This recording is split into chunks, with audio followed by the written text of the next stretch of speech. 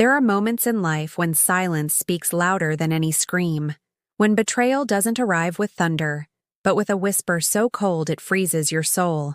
I'm Renata, 55 years old, and I learned that lesson the hardest way a woman can. My hands still remember the weight of his body when he couldn't stand. My back still aches from the double shifts I worked to pay for treatments the insurance wouldn't cover. My voice grew hoarse from the lullabies I sang to a grown man who had forgotten how to hope. I gave him everything: my youth, my strength, my dreams. I poured myself into him like water into cracked earth, believing that love could heal what medicine couldn't reach alone. Cancer tried to take him from me. I wouldn't let it. While other wives might have faltered, I stood firm. I became his nurse, his cook, his reason to open his eyes each morning. When the nausea made him too weak to lift a spoon, I fed him. When the treatment stole his hair and his pride, I told him he was still the most handsome man I'd ever known. When the pain made him curse God and beg for death, I held his hand and whispered promises about the life we'd build when this nightmare ended. And it did end. Against the odds that doctors had carefully explained with charts and statistics and sympathetic eyes, he survived. We survived. Or so I thought. I remember the exact moment everything changed. It was a Tuesday afternoon, 3 months after his final treatment. The sun was streaming through our kitchen window, the same window where I used to stand at 4 a.m, drinking cold coffee before heading to my first job of the day. He was sitting at the table looking healthier than he had in 2 years. His color had returned. His appetite was back. He was gaining weight, rebuilding the body that cancer had tried to destroy. I was washing dishes, humming softly, thinking about how we'd made it through the storm together, how our love had been tested and proven strong, how the worst was finally behind us. That's when he said it. "Renata, I want a real woman now." The plate I was holding slipped from my fingers. It didn't shatter dramatically like in the movies. It just cracked, quietly, into 3 pieces in the soapy water, just like my heart. I turned to look at him, water dripping from my hands, certain I'd misheard, certain he was joking, though his face had never looked less amused.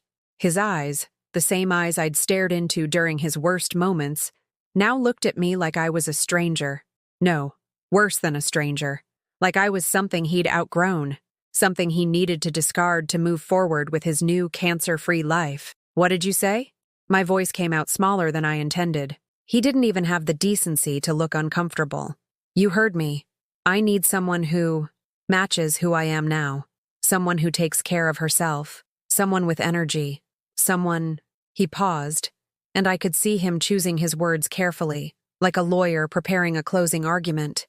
"Someone who inspires me to live, not someone who reminds me of death." I stood there, dripping dishwater onto the kitchen floor I'd mopped 1,000 times, trying to process what was happening.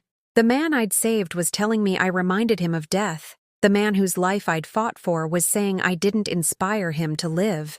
"I worked 2 jobs to pay for your treatments," I whispered, my throat closing around the words. "I held your hand through every session. I cleaned you when you couldn't make it to the bathroom.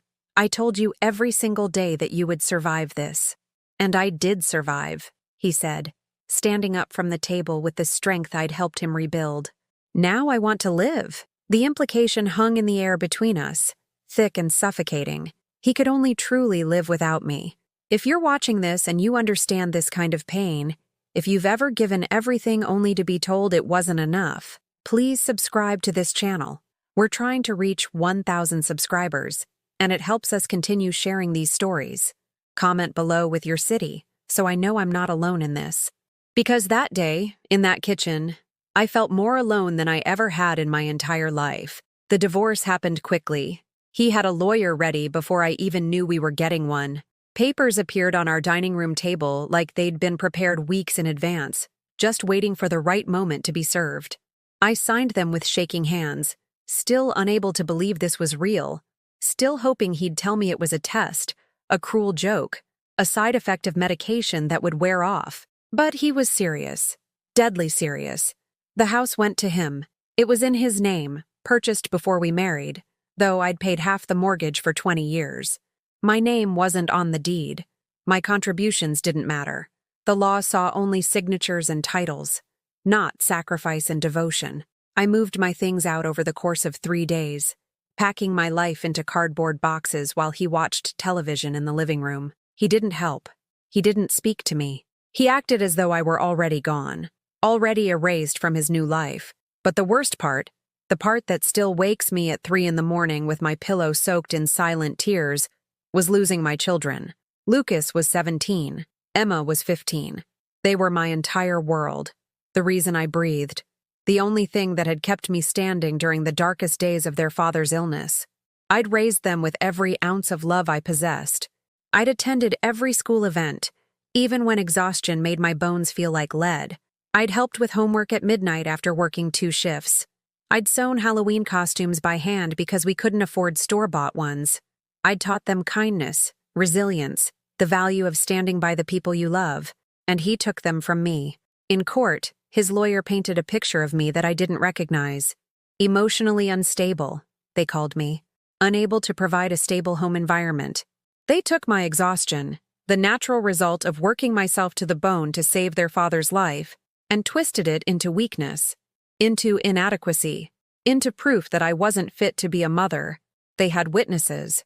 His sister, who'd barely spoken to me in 15 years, suddenly had concerns about my mental state. His mother, who I'd cared for during her own health crisis, testified that I seemed overwhelmed and unable to cope.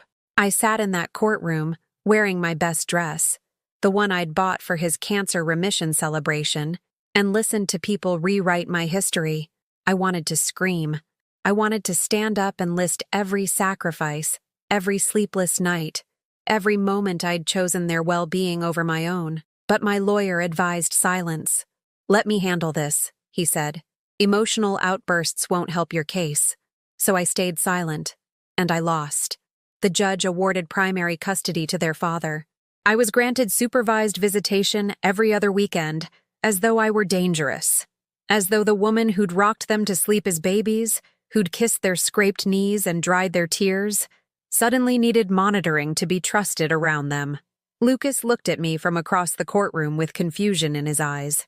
Emma was crying, but her father's hand on her shoulder kept her in her seat. I wanted to run to them, to hold them, to explain that none of this was my choice. But the bailiff was already directing me toward the exit. I walked out of that courthouse into the afternoon sun, and the world looked exactly the same. Cars drove past. People walked by with coffee cups and shopping bags.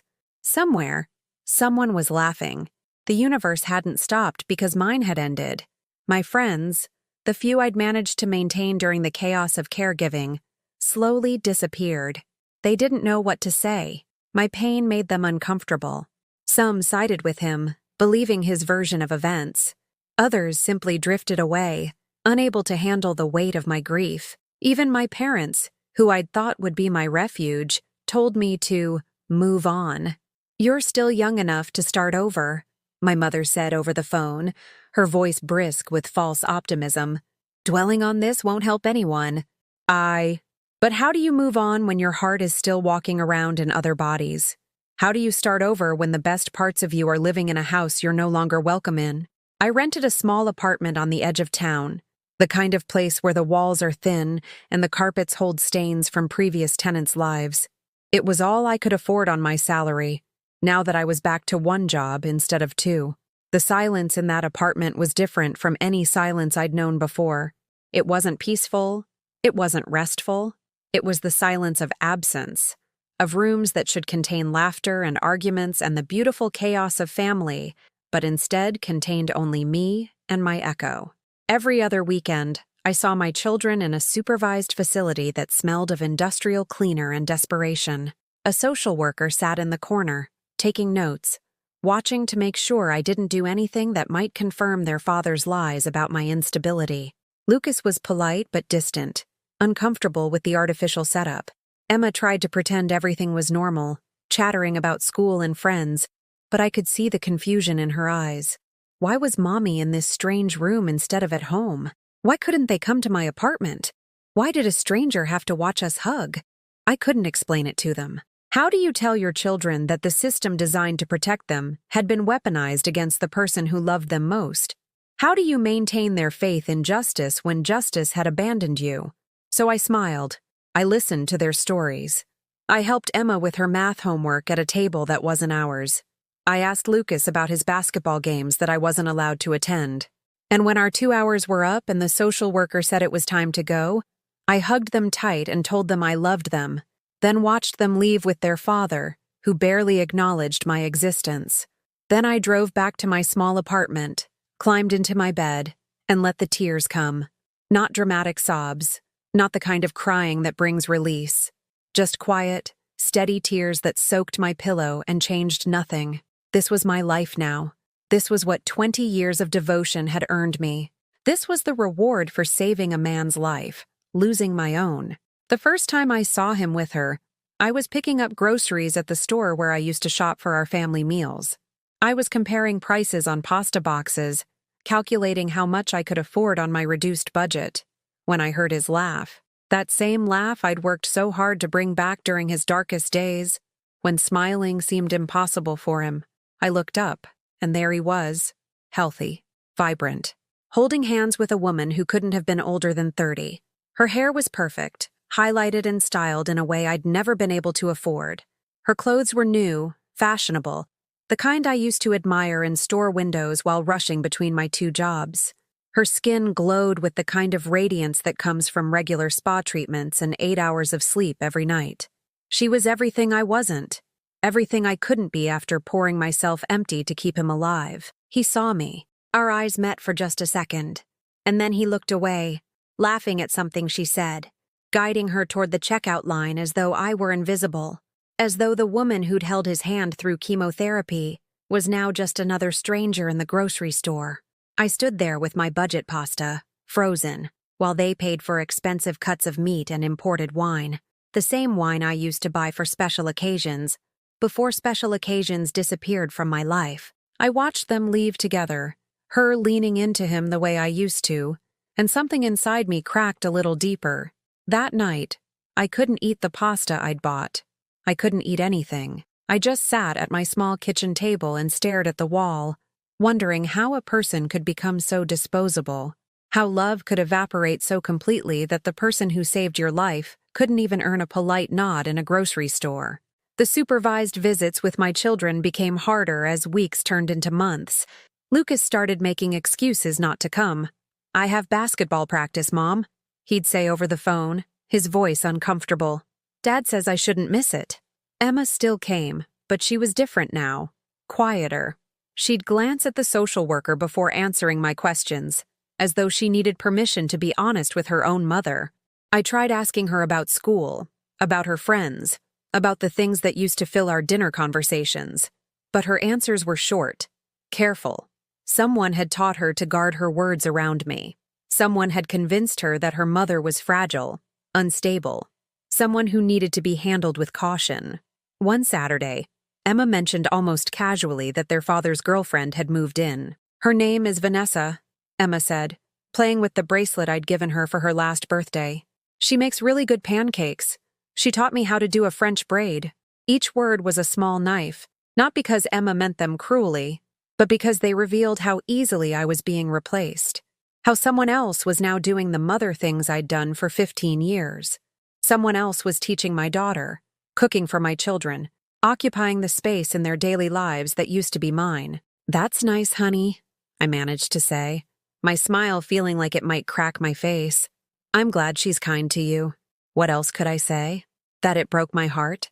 That I wanted to scream at the injustice of losing my children to a woman who'd known them for mere weeks? That every detail she shared about her new life felt like another nail in the coffin of our relationship? I stayed silent. I smiled. I told her I loved her. And when she left, I cried until I had no tears remaining. The months crawled by with cruel slowness. I kept working, kept paying my bills, kept showing up for my supervised visits even though each one left me more hollow than the last.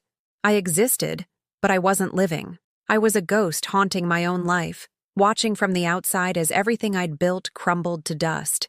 My coworkers noticed. "Are you okay, Renata?" they'd ask with concern in their eyes. "You seem distant lately." How could I explain? How could I tell them that I'd saved a man's life only to have him take mine in return? That I'd given everything and been rewarded with nothing? That the legal system had looked at my exhaustion from sacrifice and labeled it instability. I started saying I was fine. It was easier than the truth. Easier than watching their faces fill with pity or discomfort. Easier than hearing their well-meaning advice about moving forward, finding myself, letting go. As if letting go of your children was something you could simply decide to do, like canceling a subscription or changing your hairstyle. One evening, 6 months after the divorce, I was walking home from work when I passed by Lucas's school. His basketball game had just ended, and parents were streaming out of the gymnasium. I hadn't been allowed to attend his games anymore. It would be disruptive, the custody arrangement claimed. It might cause confusion for the child, but I couldn't help myself.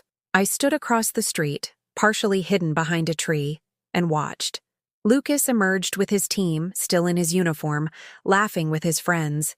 He looked happy, healthy, growing into a young man right before my eyes, and I was missing it. Then I saw him, my ex-husband, walking out with Vanessa. She was wearing his letter jacket, the one I'd saved up to buy him in high school, the one that symbolized our young love. She had her arm around Lucas's shoulders, saying something that made him smile. They looked like a family, a complete, happy family.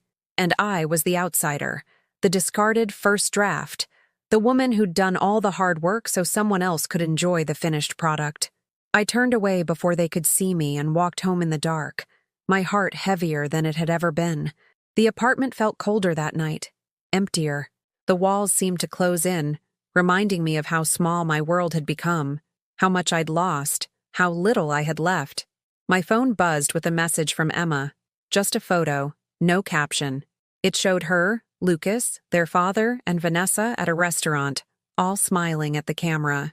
They looked perfect together, like a magazine advertisement for the ideal family. I wasn't in the picture. I'd been cropped out of my own children's lives. That night, I did something I hadn't done since the divorce.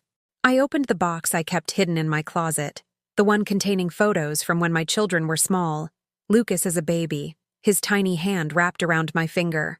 Emma's first birthday, cake smeared across her delighted face.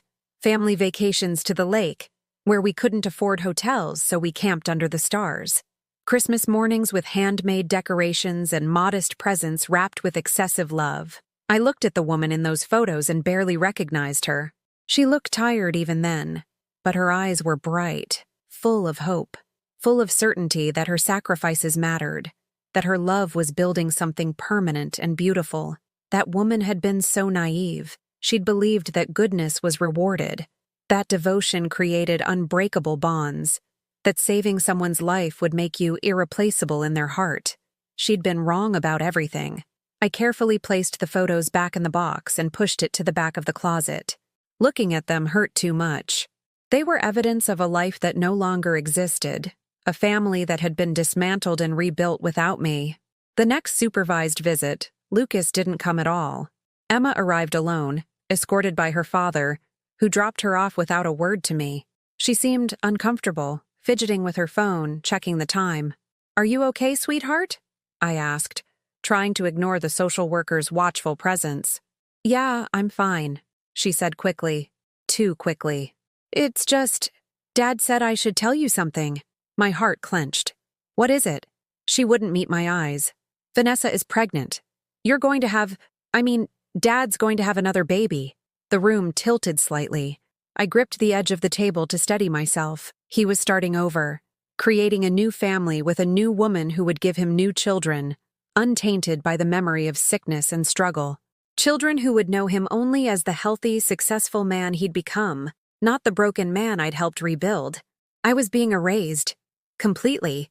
Not just replaced, but written out of the narrative entirely. That's wonderful news," I heard myself say, though the words felt like glass in my throat. "I hope everything goes well."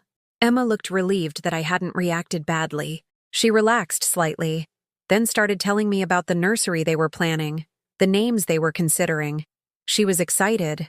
She was going to be a big sister again. And I was supposed to smile and nod and be happy about the final nail being hammered into the coffin of my old life. I did smile. I did nod. I asked the appropriate questions. But inside, I was screaming. Inside, I was dying a little more with each passing moment, wondering how much more loss one person could endure before they simply stopped existing altogether. When the visit ended and Emma left, the social worker asked if I was all right. "You seem upset," she observed, pen poised over her notepad. "I'm fine," I lied, because showing emotion would be marked down as more evidence of my instability. Because being human had become a liability in this new world where my pain was constantly monitored and judged. I drove home in silence, parked my car, and sat in the darkness of my apartment without turning on the lights. This was my life now. This was my reward for 2 decades of unwavering love and sacrifice. I was 45 years old, alone, and watching from the sidelines as someone else lived the future I'd worked so hard to make possible. And the worst part? I still loved them. Despite everything, despite the betrayal and the cruelty and the injustice, I still loved my children with every fiber of my being. That love was the only thing I had left, and it was killing me slowly, one lonely day at a time. The invitation arrived on a Tuesday. A thick cream envelope with elegant calligraphy, the kind that announced important events. I stared at it for a long time before opening it, somehow knowing it would contain another small devastation. It was an invitation to Vanessa's baby shower. My children's names were listed as hosts. Lucas and Emma Morrison cordially invite you to celebrate the arrival of their baby sister. Their baby sister. Not my baby anything. A child I had no connection to. Yet I was being invited to celebrate her imminent arrival into the family that used to be mine. The family I'd been expelled from, but was apparently still expected to orbit like a distant, forgotten moon. I read the invitation 3 times, trying to understand what response was expected from me. Was this Vanessa's idea? A gesture of magnanimity from the woman who'd inherited my life? Or had Emma asked for me to be included, still innocent enough to believe we could all exist in the same room without the weight of betrayal crushing the air from our lungs? I called Emma that evening. "Sweetheart, I got the invitation." "Oh, good." Her voice was bright, excited. "You'll come, right? Dad said it was okay. Vanessa really wants you there. She says it's important for our family to all be together. Our family." The phrase lodged in my chest like a stone. What family? The one that had discarded me? The one that had forced me into supervised visits and painted me as unstable? That family? "I don't know if that's a good idea, honey," I said carefully. "Please, Mom." Her voice changed, became smaller, younger. For a moment, she sounded like the little girl who used to climb into my lap when she was sad. It would mean a lot to me, to both of us. How do you say no to that? How do you explain to your daughter that attending a celebration of your replacement's happiness might actually destroy the fragile pieces of yourself you've been desperately trying to hold together? "I'll think about it," I promised, knowing I would probably go. Knowing I would endure the humiliation, because refusing would create distance between me and the children I was already losing inch by painful inch. The day of the baby shower, I stood in front of my closet for 20 minutes, trying to decide what you wear to celebrate your own erasure. Everything I owned suddenly seemed wrong, too shabby, too sad, too honest about the reality of my diminished circumstances. I finally chose a simple navy dress I'd bought for job interviews, paired with the pearl earrings my mother had given me before she died. I needed armor, and this was the best I could assemble. I wrapped the gift I'd bought, a soft yellow blanket I'd spent too much money on because I wanted to prove I was still capable of generosity, still capable of rising above my pain to do the right thing. The baby shower was held at their house, my old house. The house I'd cleaned and decorated and filled with love for 20 years. Walking up the front path felt surreal, like visiting a museum of my former life. Emma opened the door, her face lighting up when she saw me. "Mom, you came!" She hugged me quickly, then pulled me inside. The house looked different. New furniture, new paint colors, new photographs on the walls showing the new family, the improved version, the one that didn't include the tired woman who'd worked herself to exhaustion. The living room was filled with people I didn't know. Vanessa's friends, I assumed.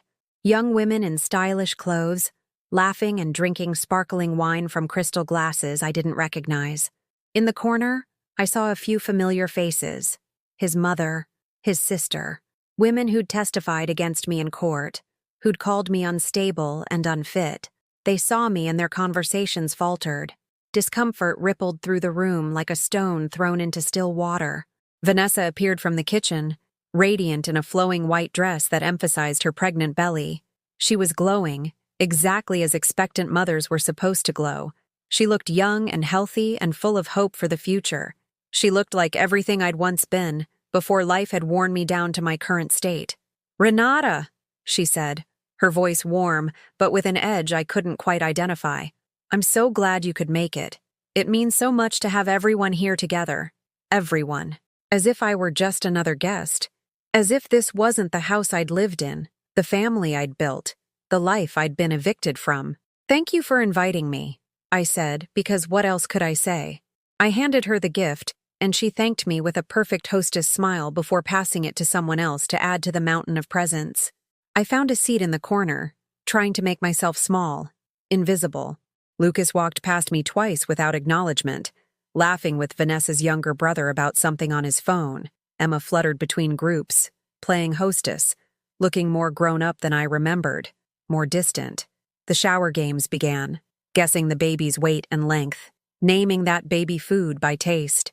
Everyone laughed and competed, and I sat silently, watching my children participate in creating memories with a woman they'd known less than a year. Memories that would be photographed and treasured, that would become part of the family story that no longer included me. Then came the moment I'd been dreading. Vanessa stood up, her hand on her belly, and asked for everyone's attention. "I just want to thank you all for being here," she said, her voice catching with emotion. "This baby is so lucky to be joining such an amazing family. I want to especially thank Lucas and Emma for being so welcoming, so loving. You've made me feel like I truly belong here." Everyone applauded. Emma was crying happy tears. Lucas looked proud. "And," Vanessa continued, "I want to acknowledge someone who I know this must be difficult for." She looked directly at me. "Renata, thank you for being here. It takes a big person to celebrate with us despite everything. I want you to know that I have nothing but respect for the mother you are." The room went silent. Every eye turned to me. It was meant to be gracious, I suppose. Magnanimous. But it felt like being put on display, like being forced to publicly accept my diminished role, to smile and nod and validate the narrative that I was the past and she was the future. I felt my throat tighten, felt the pressure of tears building behind my eyes. I would not cry. I would not give them the satisfaction of seeing me break. Not here. Not now. "Thank you," I managed to say.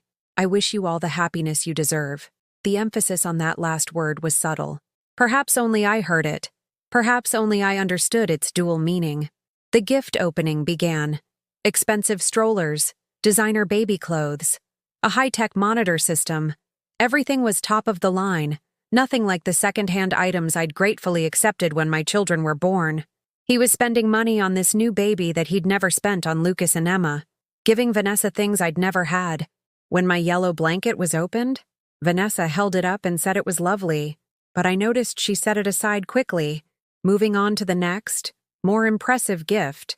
My contribution was acknowledged and dismissed in the same breath. After the gifts, his mother approached me, the same woman who'd told the court I was an unfit mother.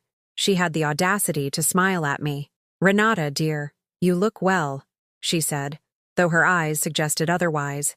"We were worried about you for a while there. It's good to see you're managing. As if my life had become a challenge to be managed rather than lived.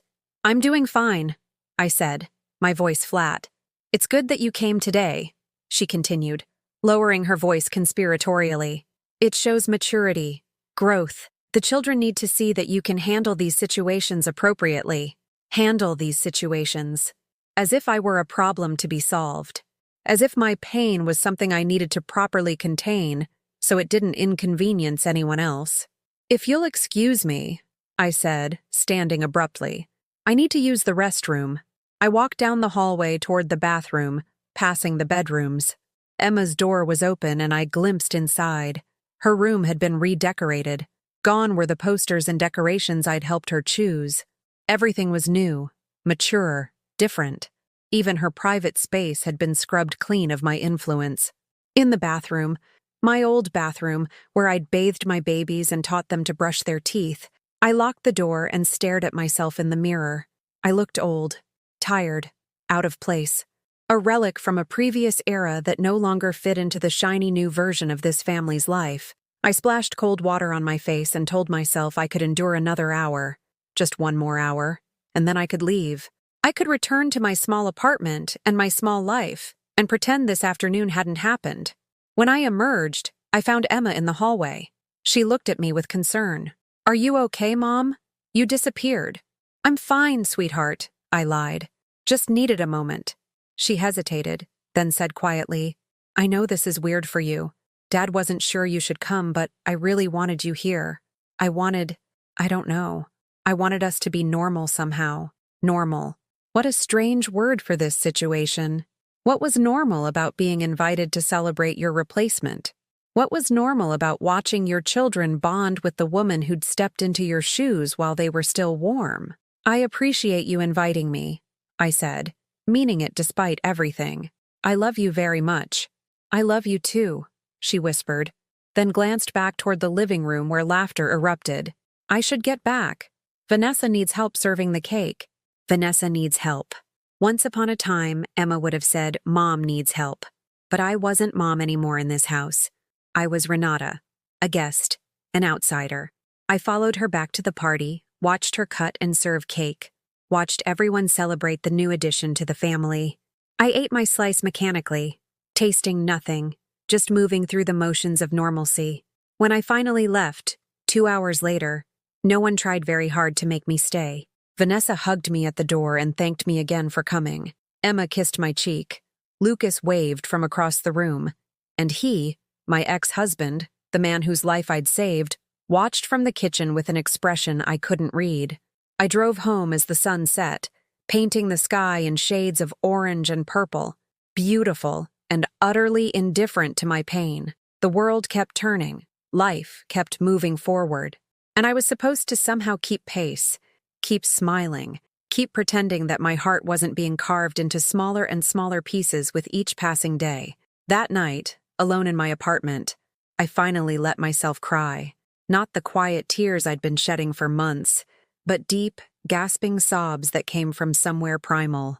I cried for the life I'd lost, for the children who were slipping away, for the years I'd given that had counted for nothing, for the woman I used to be, who'd believed that love and sacrifice would be enough. I cried until I had nothing left, until I was empty, until I was just a shell sitting on the floor of a cheap apartment, wondering how much more I could endure before I simply ceased to exist altogether. The visits stopped altogether 3 months after the baby was born. First, Lucas canceled, citing exams and basketball tournaments and college preparations. Then Emma's visits became sporadic, rescheduled at the last minute, until finally she called and said maybe we should take a break for a while. "Vanessa needs a lot of help with the baby," Emma explained over the phone, her voice apologetic but firm.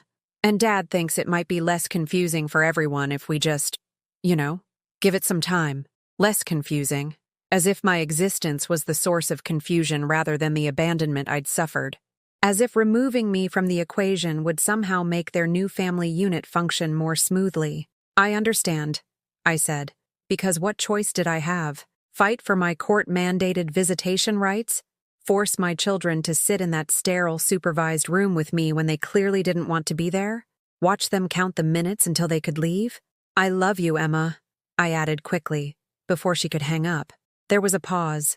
"I love you too, Mom," she said, but it sounded automatic, obligatory, the kind of thing you say because you're supposed to, not because the words carry weight anymore.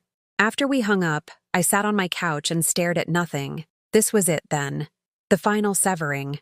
I'd lost my husband, my home, my financial security, and now, piece by piece, I was losing my children too. Not through any legal proceeding this time, but through simple erosion. Through their gradual realization that I was no longer necessary to their lives.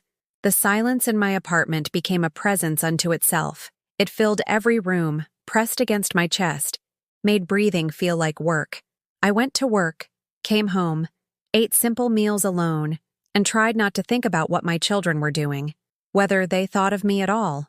whether I was becoming a distant memory, a footnote in their family story that would eventually be edited out entirely. My coworkers stopped asking if I was okay. My forced cheerfulness at work had convinced them I was fine, or perhaps they simply stopped caring. Either way, I became invisible there too. Just another middle-aged woman doing her job, going through the motions, living a life so quiet and small it barely registered as living at all. I lost weight, not intentionally, but food stopped mattering. Eating required energy I didn't have, appetite I couldn't summon. My clothes hung loose on my frame. My face in the mirror looked gaunt, with dark circles under my eyes that no amount of sleep could eliminate. I was disappearing physically, my body reflecting the erasure that was happening to my entire existence.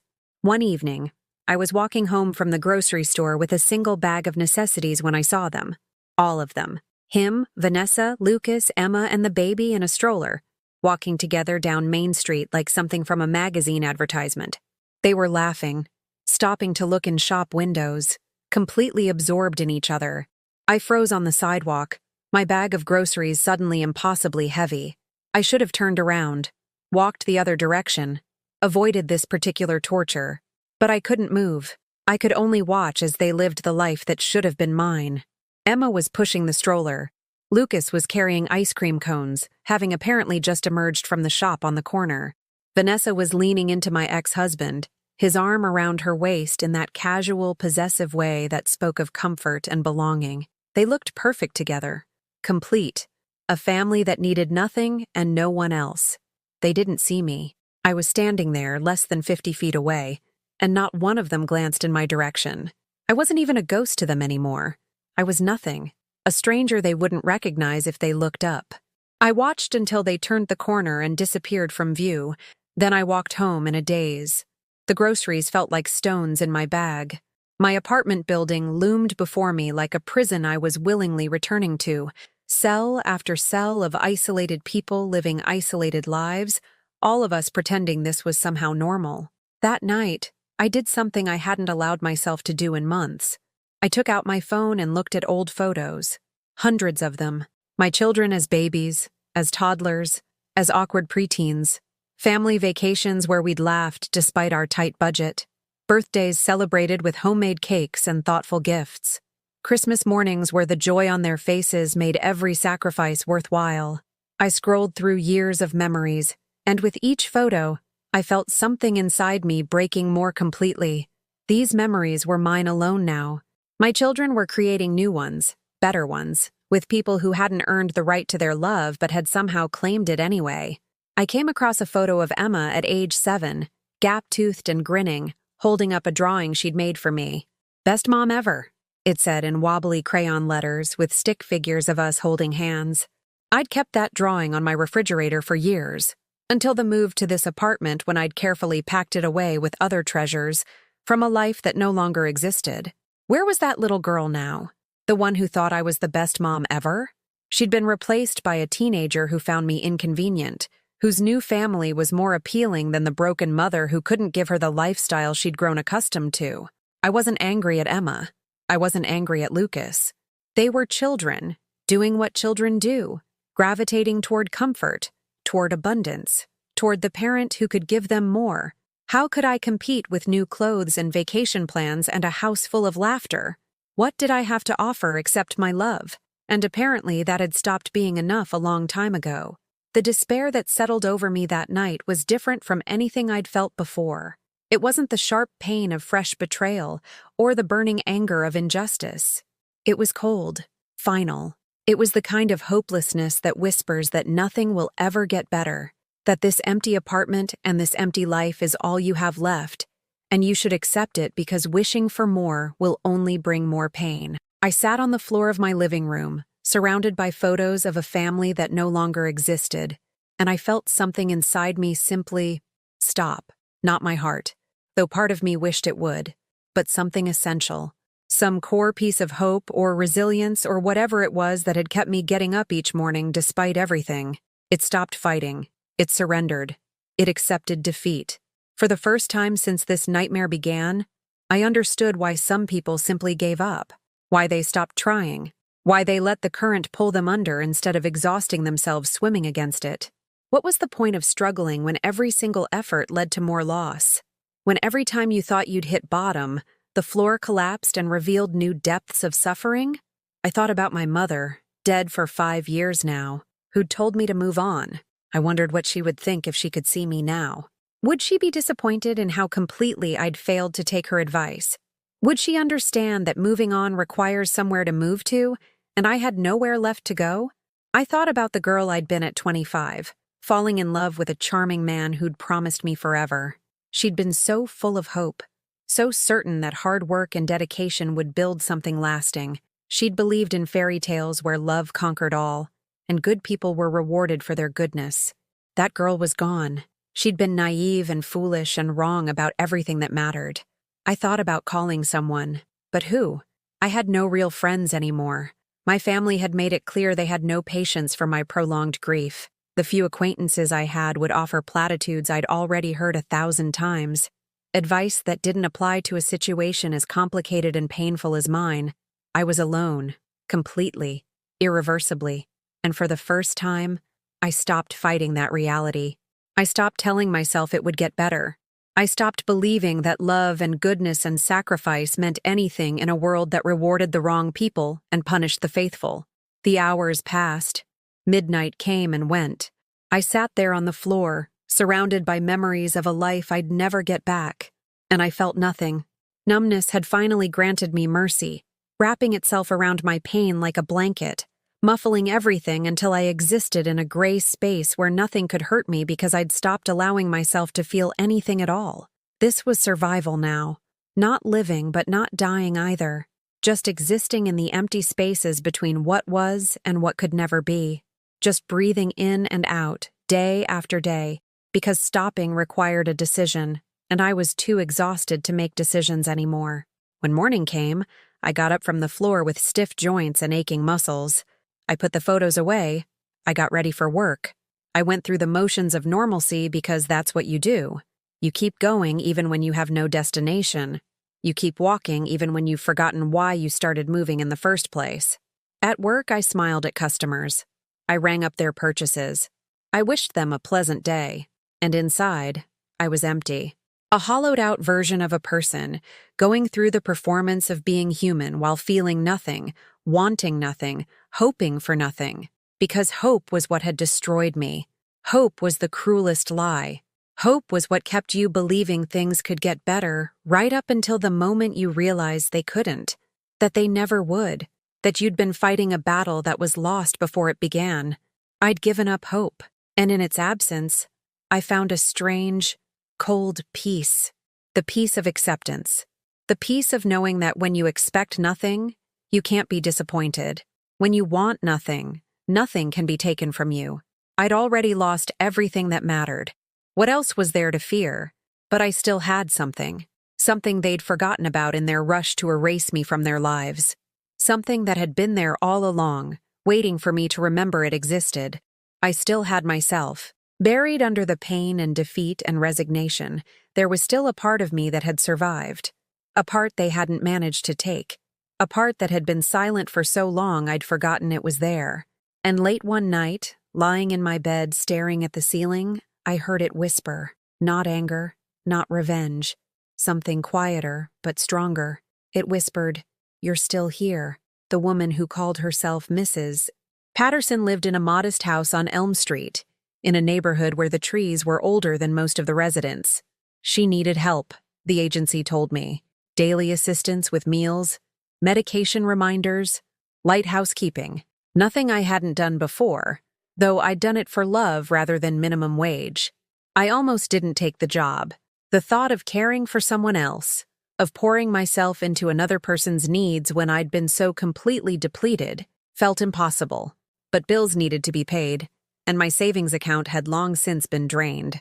So I showed up on a Monday morning, professional and empty, ready to perform care without actually feeling anything.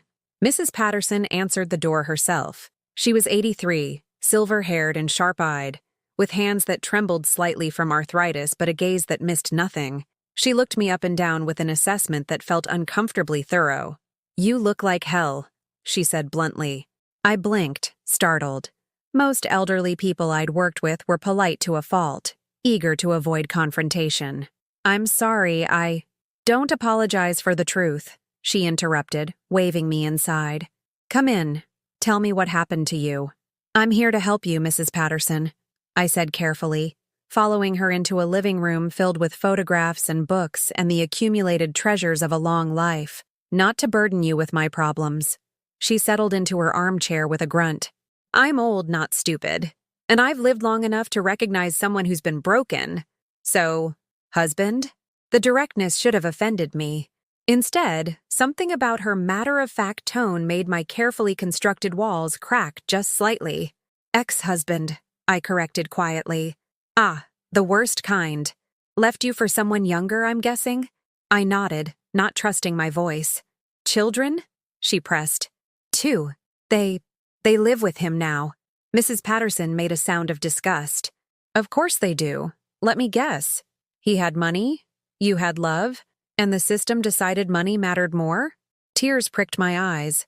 I couldn't remember the last time someone had understood without me having to explain, justify, or defend myself. Something like that. "Sit down," she commanded, and I found myself obeying.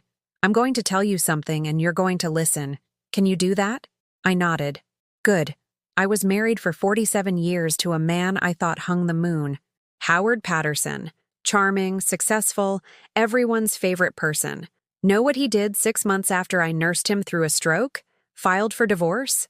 Said he'd been unhappy for decades and now that he'd faced death, he wanted to actually live." She paused, letting the parallel sink in. "Sound familiar?"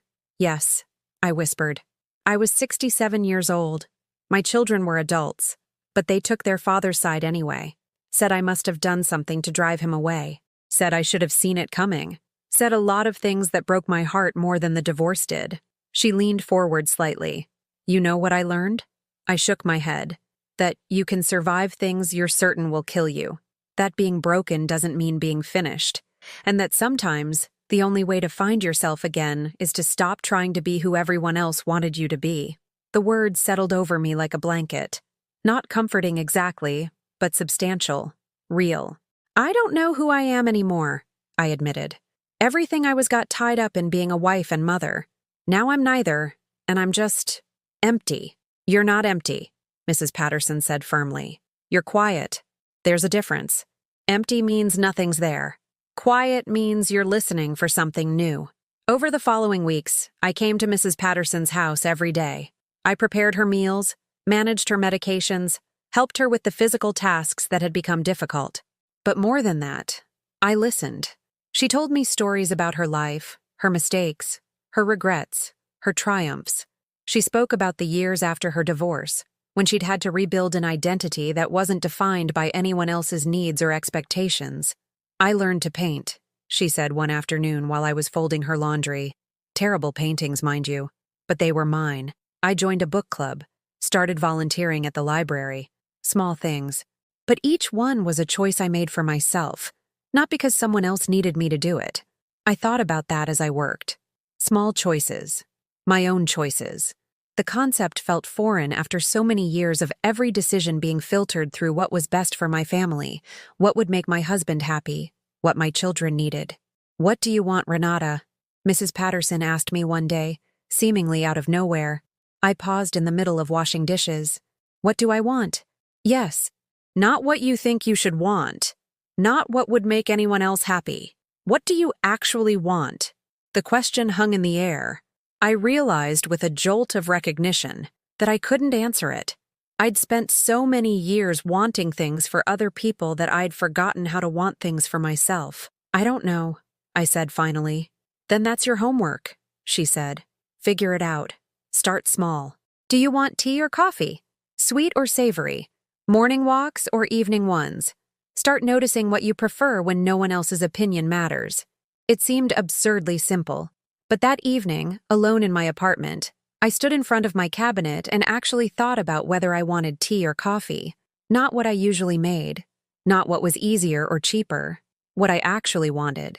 I chose tea, Earl Grey. I sat with it and noticed how it tasted, how it felt in my hands, whether I enjoyed it. Such a small thing, but it was mine. The next day, I chose a different route to work. Not because it was faster, but because I wanted to see the gardens in the park. The day after, I bought myself a small plant for my apartment. Nothing expensive, just a succulent from the grocery store. But I chose it because I liked how it looked, not because anyone else would see it or approve. Small choices, small acts of autonomy, tiny assertions that I was still a person with preferences and desires, not just a collection of wounds and losses. Mrs. Patterson noticed. "You're standing up straighter," she observed one morning. I hadn't realized, but she was right. Something in my posture had shifted, some small reclamation of space. "I'm trying," I said. "Good. Keep trying. And stop checking your phone every 5 minutes." I flushed. She'd caught me. I still checked compulsively, hoping for messages from Emma or Lucas that never came. Each time my phone buzzed with a notification, my heart leapt, then crashed when it was just spam or a work email. "They'll come back or they won't," Mrs. Patterson said, not unkindly. "But either way, you have to keep living. You can't put your life on hold waiting for someone else to decide you're worth their time." The words stung because they were true. I'd been in suspended animation, waiting for my children to remember me, for my ex-husband to realize his mistake, for someone to acknowledge the injustice of what had been done to me, waiting for external validation that might never come. "How do you stop waiting?" I asked. "You start moving," she said simply. "Doesn't matter which direction at first. Just stop standing still." That evening, I did something I hadn't done in over a year. I went to the library, not for any practical reason, not to use the computers or research job opportunities. I went because Mrs. Patterson had mentioned her book club, and I realized I couldn't remember the last time I'd read something just for pleasure. I wandered the aisles, trailing my fingers along spines, reading titles. Nothing was expected of me here. No one needed me. No one was watching or judging.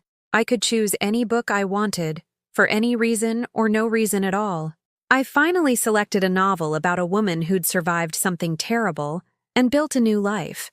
Fiction, but close enough to my reality that it felt like someone understood. I checked it out with my library card. Another small choice, another small assertion that I was still here, still participating in the world even if the world had tried to forget me. At home, I made tea. Earl Grey, because I'd discovered I preferred it. I sat in my small living room with my new plant on the windowsill and my library book in my hands, and for the first time in months, I felt something other than pain or numbness. I felt possibility, faint and fragile, but real. The next weeks passed with a new rhythm. Work, Mrs. Patterson, small choices, tiny reclamations. I started walking in the mornings before work. Not for exercise, but because I'd discovered I liked watching the neighborhood wake up. I bought a journal and began writing. Nothing important, just thoughts and observations and feelings I'd been keeping locked inside. Mrs. Patterson read some of my entries when I left the journal on her kitchen table by accident. Instead of respecting my privacy, she read them and confronted me. "You're a good writer," she said. "Raw, honest. You should do something with this." "Like what?" I asked, embarrassed that she'd seen my private thoughts. "I don't know.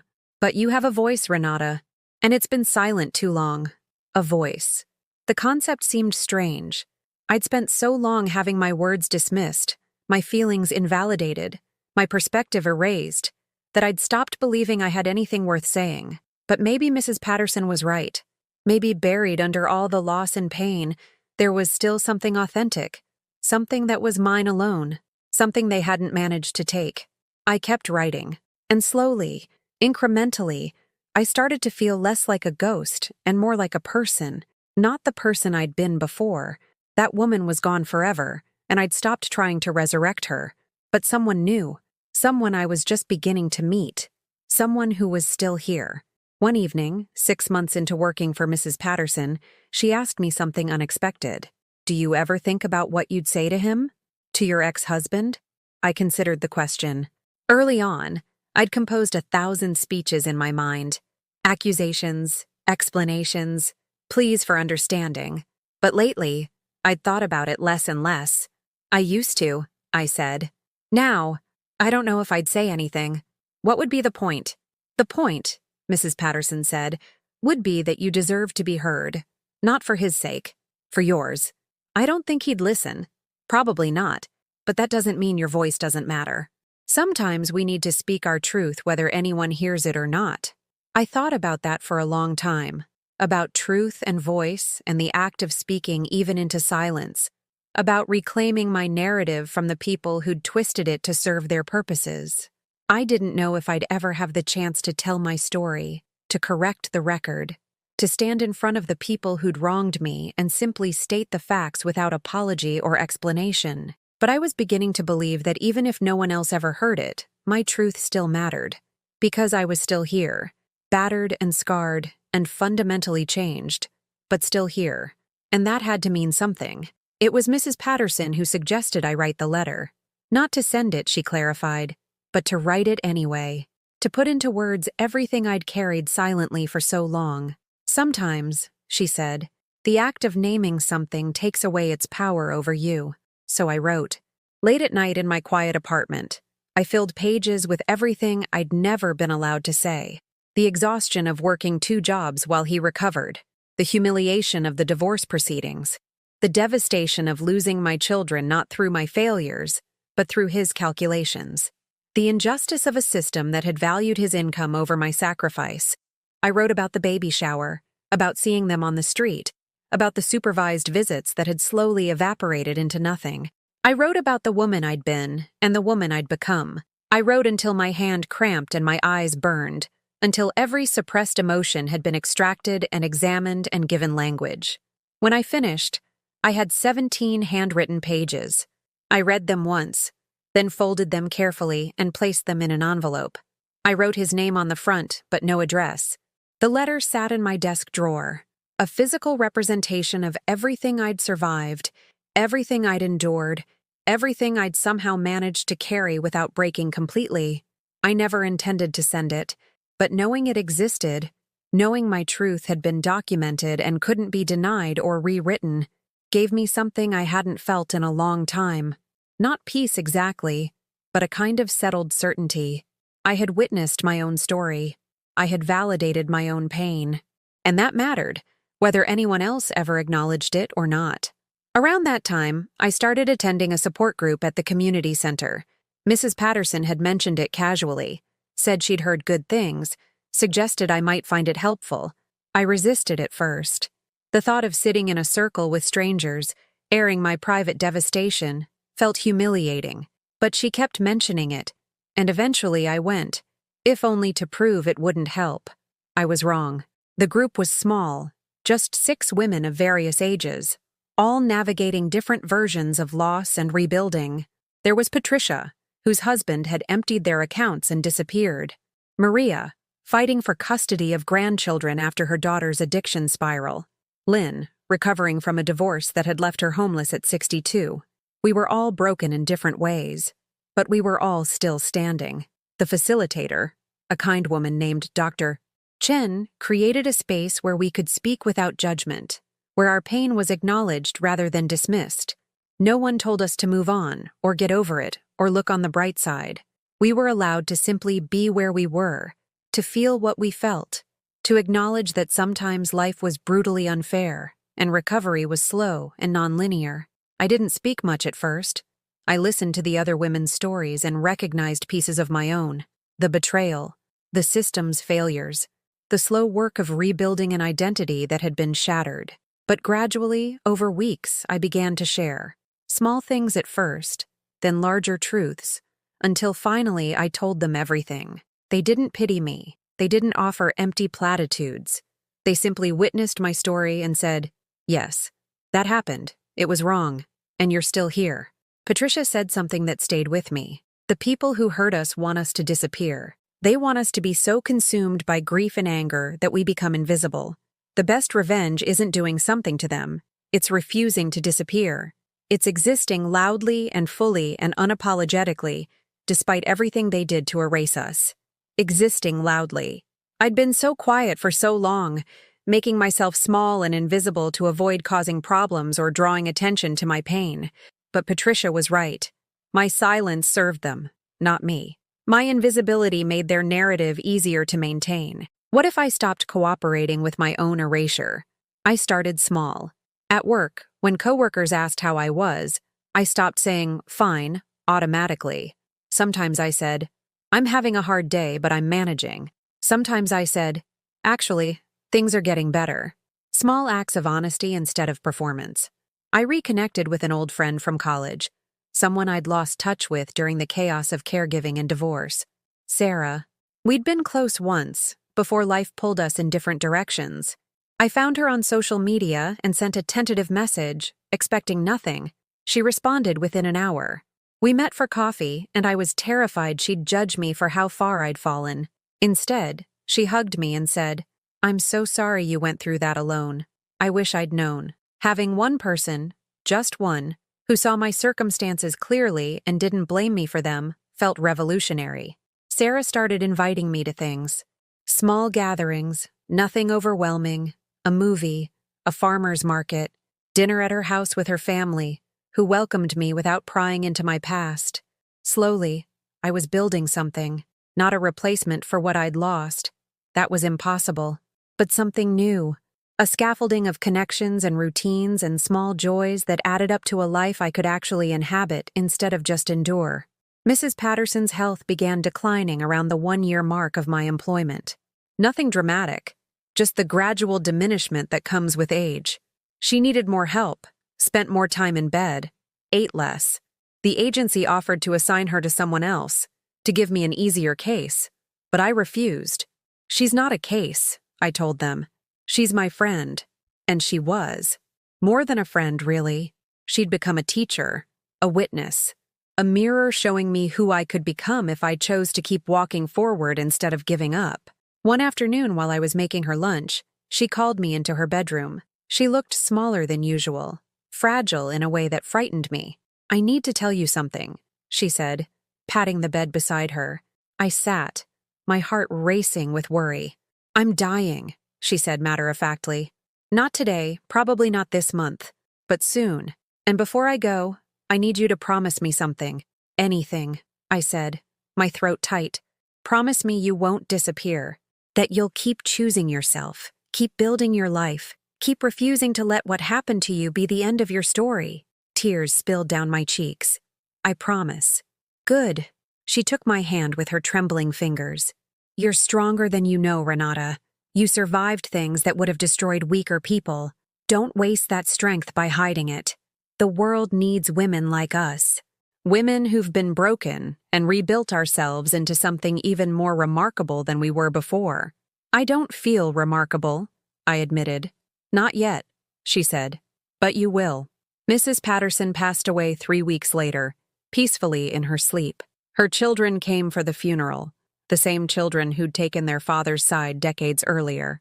I watched them from the back of the church, these people who'd inherited her home and possessions but had missed the years of her wisdom and resilience. After the service, her daughter approached me. You're Renata? The caregiver? I nodded. Mother talked about you, she said. In her last weeks, she talked about you a lot. She said. The daughter paused, her expression complicated. She said you reminded her of herself. That watching you find your strength again had been the best part of her final year? The words broke something open in my chest. Mrs. Patterson had given me so much, and I hadn't realized I'd given her anything in return. But perhaps that's how healing works. We save each other without even knowing it. At home that night, I took out the letter I'd written months earlier. I read it again, and something had changed. The words were still true, the pain still valid, but I'd moved beyond them somehow. I wasn't that woman anymore, the one drowning in fresh wounds and desperate confusion. I'd become someone else, someone quieter but stronger, someone who'd learned to exist without validation, to find worth without recognition, to build a life from scraps and silence and sheer determination. I carefully tore the letter into small pieces, not because the truth it contained didn't matter, but because I no longer needed to send it. I'd already reclaimed my narrative by living beyond it, by refusing to let his abandonment determine my value. The next morning, I did something that would have been unthinkable a year earlier. I drove past my old house, not by accident, not because I had to, but because I chose to. I wanted to see if it still had power over me, if seeing those walls would still break my heart. The house looked different. New paint, new landscaping, a child's bicycle on the front lawn, signs of the life happening inside that no longer included me. And I felt okay. Not happy about it, not grateful for what had been taken from me, but not destroyed by it either. It was just a house, just a building where some people lived. It wasn't my home anymore, and that was a fact I could finally accept without it killing me. I drove away, and as I did, something settled in my chest.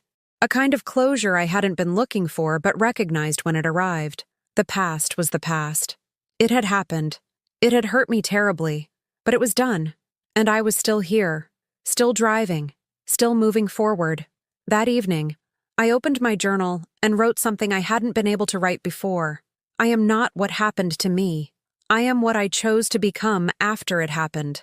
The words felt true in a way nothing had felt true in a long time. I was 56 years old. I'd lost my marriage, my home, my children, my financial security, and very nearly lost myself. But I was still here. And I was beginning to understand that still here wasn't a consolation prize. It was a victory. Several months later, Sarah invited me to volunteer at a women's shelter where she served on the board. They needed people to help with job training, resume building, practical support for women transitioning out of crisis situations. "You'd be perfect for it," Sarah said. "You understand what it's like to rebuild from nothing." I almost said no. The thought of immersing myself in other people's pain when I was still healing from my own felt overwhelming. But I remembered Mrs. Patterson's words about not disappearing, about using my strength instead of hiding it. So I said yes. The shelter was called New Horizons. The name felt both hopeful and honest, acknowledging that the old horizons were gone, but new ones might be possible. The women I met there carried stories that made mine look almost simple by comparison. Domestic violence, addiction, homelessness with children in tow. But underneath the different circumstances, I recognized the same thing in their eyes that I'd seen in my own mirror for so long. The fear that they'd never be whole again. The certainty that they'd been permanently diminished by what had been done to them. And I could tell them, with the authority of lived experience, that it wasn't true. "You're still here," I told a young mother named Rachel who'd fled an abusive marriage with 2 toddlers and nothing else. "And that means you're stronger than whatever tried to break you." She looked at me with tears in her eyes. "It doesn't feel like strength. It never does," I said. "Not at first. But one day you'll look back and realize you survived something that should have destroyed you. And you'll understand that survival itself is a form of strength." I was talking to her, but I was also talking to myself, to the woman I'd been 2 years earlier, sitting in her car behind a laundromat, certain she had nothing left. I wished I could go back and tell her that she'd make it through, that the pain wouldn't last forever, that she was stronger than she knew. But maybe that's why I was here now, because I couldn't go back and save myself, but I could help save someone else. The call came on a Thursday evening while I was preparing dinner in my small kitchen, an unfamiliar number. I almost didn't answer, but something made me pick up. "Mom?" Emma's voice, but different, shaky, frightened. My heart stopped. "Emma? What's wrong?" "It's Dad." She was crying, the words coming out in gasps. "He's in the hospital. He collapsed at work. They think it's his heart. Mom, they don't know if—" She couldn't finish the sentence. I stood frozen in my kitchen, holding the phone with a hand that had suddenly gone numb. The man who'd discarded me like trash was dying, and my daughter was calling me. After 2 years of silence, she'd called me. "Where are you?" I asked, my voice steadier than I felt. "County General. ICU. Mom, would you?" She broke down completely. "I'm coming," I said. "I'll be there in 20 minutes. I grabbed my keys and drove through the evening traffic on autopilot, my mind racing. Part of me wanted to feel vindicated, to see karma finally catching up with him, but mostly I felt a strange, distant sadness. Not for him exactly, but for my children, who were about to learn what I'd already learned, that the people you love most can be taken from you in an instant, and all the money and new wives and perfect families can't protect you from that. The hospital ICU was exactly like the one where I'd spent so many hours during his cancer treatments. The same antiseptic smell, the same fluorescent lights, the same atmosphere of controlled crisis. But this time I wasn't his wife. I wasn't next of kin. I was just the mother of his children, arriving because one of them had asked me to. I found Emma in the waiting room, curled up in a plastic chair, her face blotchy from crying. When she saw me, she launched herself into my arms like she was 8 years old again, not 18. I held her while she sobbed against my shoulder, and something that had been frozen inside me for 2 years began to thaw. "Where's Lucas?" I asked quietly. "With Vanessa. In Dad's room. They only allow 2 visitors at a time." She pulled back, wiping her eyes. "Mom, I'm so sorry. I'm so sorry for everything. I should have called. I should have—" "Shh," I said, brushing her hair back from her face. "We don't need to do this now. You're scared. I'm here. That's what matters." Lucas appeared in the doorway, and he looked so much older than I remembered. Nearly a man now, at 19, but in that moment, his face showed every bit of the frightened boy he'd been. When he saw me, his composure cracked. "Mom," he said, and it was almost a question, as if he wasn't sure he still had the right to call me that. I opened my other arm, and he came to me. My son, who'd been too busy for me, too embarrassed by my circumstances, too comfortable in his new life to make time for his mother. He came to me, and I held him like I'd held him through every childhood nightmare and disappointment. "He's going to die," Lucas said into my shoulder. "They said his heart is too damaged. Even if he survives the surgery, he might not. Mom, he's going to die." Vanessa emerged from the ICU doors. She looked nothing like the polished woman from the baby shower. Her makeup was smeared, her expensive clothes rumpled. She saw me holding my children and stopped short, her expression complicated. "Renata," she said, "thank you for coming." I didn't respond. What was there to say? I hadn't come for her. I hadn't even come for him. I'd come because my daughter had called me, and after 2 years of absence, that call meant everything. "He's asking for the kids," Vanessa continued, her voice strained. "He wants to talk to them. The doctors say—" She swallowed hard. "They say we should probably let him say what he needs to say." The implication hung heavy in the air. This might be goodbye. Emma and Lucas went back into the ICU. I stayed in the waiting room, not because I wasn't allowed in, but because this wasn't my place. I was the discarded wife, the inconvenient first chapter in his story. Whatever he needed to say to his children wasn't meant for my ears. But 15 minutes later, Lucas came back out. "Mom, he wants to see you." I stared at my son. "What?" "Dad, he's asking for you. He says he needs to talk to you." Every instinct told me to refuse, to maintain my dignity and walk away from this final attempt at manipulation or control or whatever game he was playing. But Lucas's eyes were pleading, and I found I couldn't say no to my son. I followed him through the sterile hallways to the ICU room. The man in the bed looked nothing like the vibrant, healthy person who'd walked away from me 3 years earlier. He looked old, gray, diminished. Tubes and wires connected him to machines that beeped and hummed, keeping him alive through artificial means. Vanessa stood on one side of his bed, Emma on the other. They made space for me, and I approached slowly, feeling like I was walking through a dream. His eyes opened when he sensed my presence. "Renata," he whispered, his voice weak. "I'm here," I said neutrally. "I need to tell you something." Each word seemed to cost him effort. In case... "Dad, don't," Emma said, crying. "Save your strength." He shook his head slightly. "No, this needs to be said." His eyes found mine. I was wrong. About everything. I was selfish and cruel, and I justified it by telling myself I deserved better after surviving cancer. But the truth is, you saved my life, and I repaid you by destroying yours. I stood frozen, unable to process what I was hearing. "When I got sick again," he continued, "when the doctors ran the tests and told me my heart was damaged from the chemo treatments you paid for, the treatments that saved me from cancer, all I could think about was how ungrateful I'd been, how I'd taken everything you gave and acted like it meant nothing." Vanessa made a small sound, but he pressed on. "The kids barely speak to me anymore, did you know that? Oh, they live in my house, they take my money, but they don't talk to me. Not really. Because they figured out what kind of man I am. What kind of man leaves the woman who saved his life?" He coughed, grimacing in pain. "Emma found the financial records. She saw how much you contributed, how much you sacrificed. Lucas overheard Vanessa and me fighting about it. They know the truth now. I looked at my children. Emma was crying silently. Lucas had his arms crossed, his jaw tight with what looked like anger, but not at me. "I can't take back what I did," he said. "I can't give you back those years, but I need you to know that losing you was the biggest mistake of my life, and I need our children to hear me say it." The silence in the room was absolute except for the steady beep of the heart monitor. I should have felt triumphant, vindicated.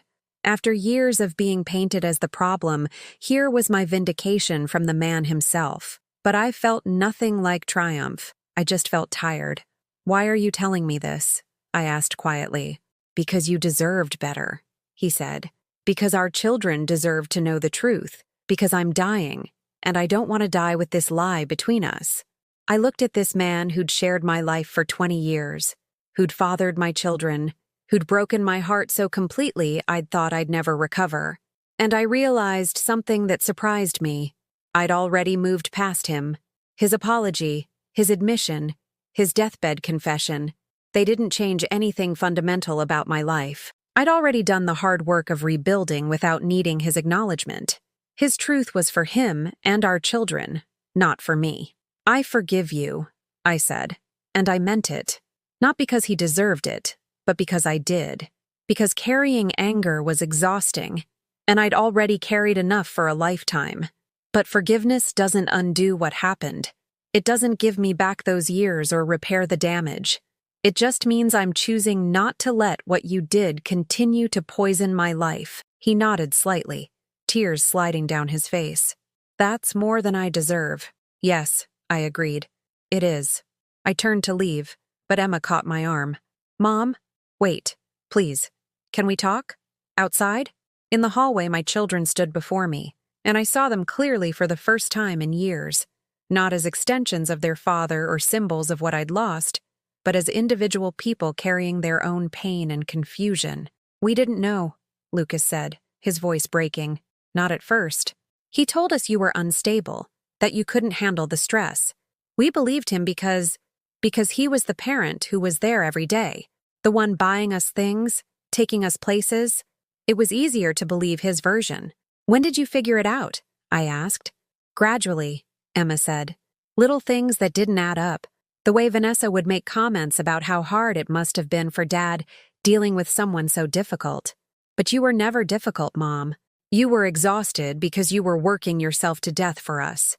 And we let you go. We let him push you out because it was easier than questioning him. I found the financial records 6 months ago," she continued. "Bank statements, bills, everything. I saw how much you paid for his treatments, how much you contributed to the house, to everything. And then I found the court documents in his office. I read what his lawyer said about you, the testimony from his family, all lies. And I realized what he'd done to you." Lucas stepped closer. "We wanted to call you so many times, but we were ashamed. We didn't know how to admit we'd been wrong, that we'd abandoned you when you needed us most. And the longer we waited, the harder it got." "So why now?" I asked, needing to understand. "Because we can't wait anymore," Emma said. "Because if Dad dies, we need you to know that we see the truth now, that we're sorry, that we love you, and we want you back in our lives. If you'll have us." I looked at my children, these almost adults who'd hurt me so deeply, and I felt the weight of a decision I'd never expected to have to make. Forgiveness was one thing. Reconciliation was another. They'd made choices that had devastated me, even if those choices had been influenced by lies. But they were also my children, and they were here now, asking for a second chance. "It won't be like it was before," I said slowly. "Too much has happened. Too much has changed. But if you're willing to rebuild from where we are now, instead of pretending the past 3 years didn't happen, then yes, we can try." Emma threw her arms around me, and Lucas joined, and we stood there in the hospital hallway holding each other, while machines beeped behind closed doors and fluorescent lights hummed overhead. It wasn't a fairy tale ending. It was messy and complicated, and carried the weight of real damage that would take years to fully heal. But it was real. And it was a beginning. He survived the surgery. Against the odds the doctors had carefully explained, he lived. But the man who emerged from that hospital room 3 weeks later was different, humbled, weakened in ways that had nothing to do with his damaged heart. I didn't visit him during his recovery. That wasn't my role anymore. But Emma and Lucas came to my apartment regularly now, filling the silence that had been my companion for so long, with stories and laughter and the slow, careful work of rebuilding what had been broken. We didn't pretend the past hadn't happened. That was my one condition. No sweeping it under the rug, no moving forward without acknowledging where we'd been. They listened as I told them what those years had been like, the supervised visits, the nights crying on my apartment floor, the moment I saw them all together on Main Street and realized I'd become invisible. Emma cried through most of it. Lucas sat with his jaw clenched, angry at his father, angry at himself, but they listened. They witnessed my pain without trying to minimize it or rush past it, and that mattered more than any apology could. "I don't know how you survived that," Emma said one evening as we sat in my small living room drinking tea. "I don't know how you didn't just give up." "I almost did," I admitted, "more times than I can count. But giving up would have meant letting what happened define me forever. And I realized eventually that I got to choose what defined me, not him. Not the court system, not anyone else, just me." Lucas looked around my apartment, taking in the small space I'd made into a home, the plant on the windowsill, the books on the shelf, the simple furniture I'd chosen carefully, each piece a deliberate act of building something that belonged only to me. "This place," he said quietly, "it feels more like home than that house ever did." "That's because it's built on truth," I said. "No pretending, no performance, just what's real." Emma started coming to volunteer with me at New Horizons. At first I worried it might be awkward, but watching her help other women in crisis situations seemed to deepen her understanding of what I'd survived. She was good at it too, patient and compassionate, inheriting the best parts of me that I'd feared had been lost to her. One afternoon, after we'd finished a job training workshop, Emma said, "Vanessa is moving out." I looked up from the paperwork I was organizing. "Oh?" "She said she can't stay married to Dad after learning what he did to you. She said it changed how she saw him, and she can't unknow it." Emma paused. "She wanted me to tell you she's sorry, that she didn't understand what she was stepping into, but that's no excuse for benefiting from it." I felt a complicated mix of emotions. Not satisfaction exactly, but a kind of acknowledgement. Vanessa's departure wasn't my victory. She had her own reasons, her own realizations. But it confirmed something I'd known all along. You can't build something real on someone else's ruins. Eventually, the foundation crumbles. "How is he handling it?" I asked. Emma's expression was difficult to read. "He's alone now, really alone. The baby is with Vanessa, shared custody, but she has primary. His health is too fragile for him to work full-time. He sold the house. He's in a small condo now, managing on disability payments." She met my eyes. "It's smaller than your apartment." I should have felt vindicated, but I just felt sad.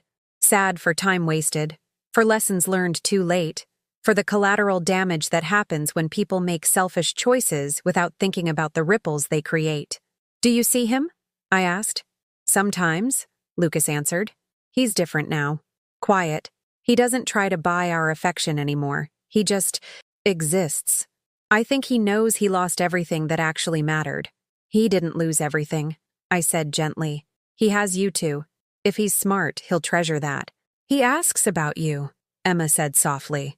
"Not asking us to carry messages or anything. Just asking how you are. If you're okay." "What do you tell him?" "The truth. That you're more than okay. That you're helping people. That you're happy. That you rebuilt your life into something better than what you had before." She smiled slightly.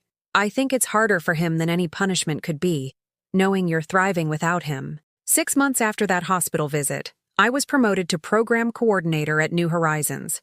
It came with a modest salary increase and the responsibility of overseeing all the job training and life skills workshops. Sarah, who'd been instrumental in getting me involved, hugged me when I accepted. "You've come so far," she said. "I'm so proud of you. I wouldn't have made it without you," I said, meaning it. "Without all of you. The support group, Mrs. Patterson's memory, my children, slowly finding their way back to me." The women at the shelter who reminded me daily that survival was possible. On my 58th birthday, Emma and Lucas took me to dinner. Not somewhere fancy, just a small Italian restaurant where the pasta was homemade and the atmosphere was warm. They gave me a gift wrapped in simple paper. Inside was a photo album, but not one filled with old pictures. This one contained new memories. Photos from the past year of rebuilding. Emma and me at the shelter. Lucas and me walking in the park near my apartment. The three of us at Thanksgiving dinner in my small kitchen, laughing over a slightly burned turkey. On the first page, Emma had written, "For the strongest woman we know, thank you for not giving up on yourself, even when we gave up on you. Thank you for showing us what real strength looks like." I cried. Not sad tears this time, but the kind that come from being seen, being valued, being loved in a way that acknowledged both the pain and the perseverance. "We want to do something," Lucas said, glancing at Emma for support. "We've been saving money. We want to help you move somewhere bigger, somewhere that feels less like survival and more like living." I shook my head. "That's not necessary." "Mom," Emma said firmly, "you gave us everything.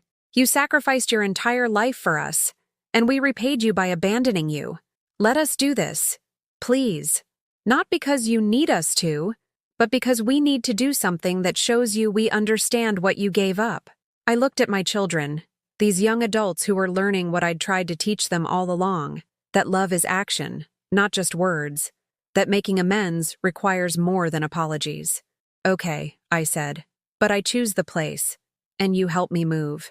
3 months later, I moved into a 2-bedroom apartment with large windows and a small balcony where I could grow herbs and flowers. It wasn't luxury, but it was spacious and bright, and for the first time in years, I had enough room to breathe. Emma and Lucas helped me unpack, hanging pictures and arranging furniture, filling the space with their laughter and their presence. When we were finished, we stood in my new living room, and I felt something I hadn't felt in so long I'd almost forgotten what it was like. Contentment. Not the absence of pain, but the presence of something good enough to coexist with the scars. One evening, several months into living in my new apartment, there was a knock at my door. When I opened it, I found him standing there. My ex-husband. Thinner than I remembered. Older. Uncertain. "I know I have no right to be here," he said immediately. "And if you want me to leave, I will. But I needed to see you, to say something I should have said a long time ago." I considered closing the door. I had every right to, but curiosity kept me standing there. "What is it?" "Thank you," he said simply, "for saving my life, for giving me those years when I was sick, when I had nothing to offer you except pain and fear and burden. You saved me, and I destroyed you for it. And I need you to know that I see that now. I understand what I did, and I'm sorrier than words can express." I looked at him for a long moment. "I appreciate you saying that. I do.